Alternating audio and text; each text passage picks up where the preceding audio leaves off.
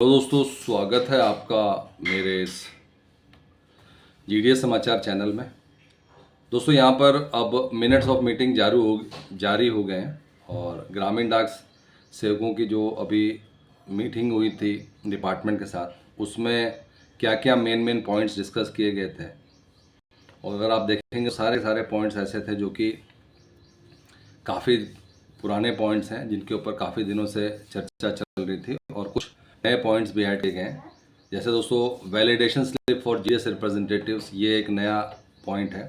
और ये दोस्तों AIGDSU की तरफ से जो की concern of the Gramin Dak Sevak requiring consideration and immediate intervention, वो जारी किए गए हैं, जिसमें कि GDS employees have been denied entry passes to Dak Bhawan for the past 10-15 years. पिछले 10-15 साल से एंट्री पासेस नहीं मिल रहे हैं, उसको अब मिलना चाहिए। Depriving them of the right of represent their grievance while other departmental staffs are allowed entry. बाकी डिपार्टमेंटल स्टाफ को एंट्री मिलती है, लेकिन GDS को एंट्री नहीं मिल रही, इसलिए इसको we request early issuance of validation slip. तो वैलिडेशन स्लिप का एक सबसे टॉप पे मुद्दा रखा गया है। फिर दूसरा मुद्दा अगर हम बात करें दोस्तों, वो है ग्रुप इंश्योरेंस स्कीम डिलेज।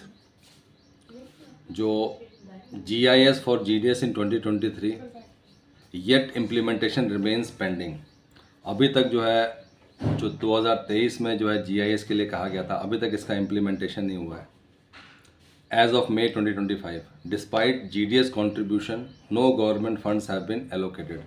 अभी तक कोई भी गवर्नमेंट फंड्स एलोकेट नहीं किए गए हैं। वी अर्ज immediate roll out of the scheme. तो जल्द से जल्द इसको रोल आउट करने की बात की जा रही है। इसके अलावा दोस्तों नेक्स्ट मुद्दा है, वो है लीव डिस्पैरिटी का।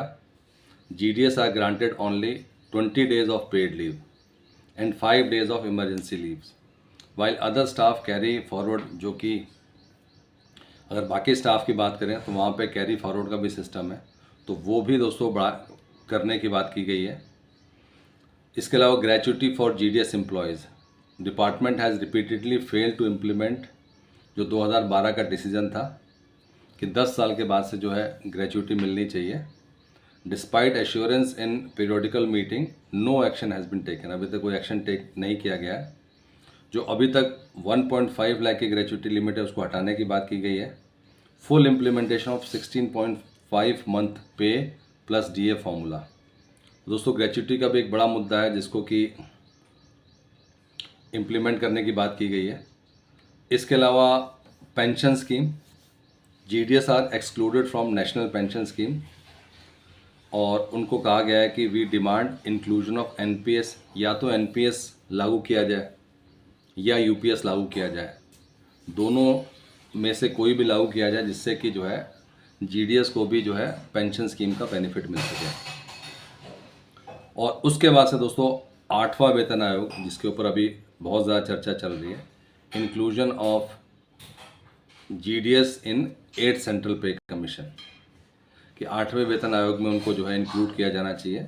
GDS must be included in 8th CPC as recommended by past committees, being civil post holders, their pay and service condition deserve priority and regular employees.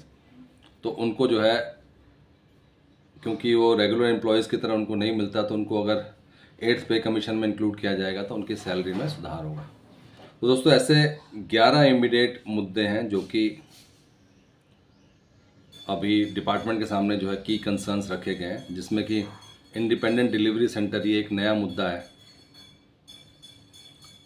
तो इसको भी लगाया गया है कि we demand structured working hours. अभी IDC में बहुत काम करना पड़ता है, तो एक स्ट्रक्चर्ड वर्किंग आवर्स होना चाहिए GDS के लिए। दोस्तों ये थे आज के इम्पोर्टेंट अपडेट सभी ग्रामीण डाक सेवकों के लिए। अगर वीडियो पसंद आए तो इसको लाइक कीजिए, शेयर कीजिए और सब्सक्राइब करना ना भूलें। Thank you for watching this video.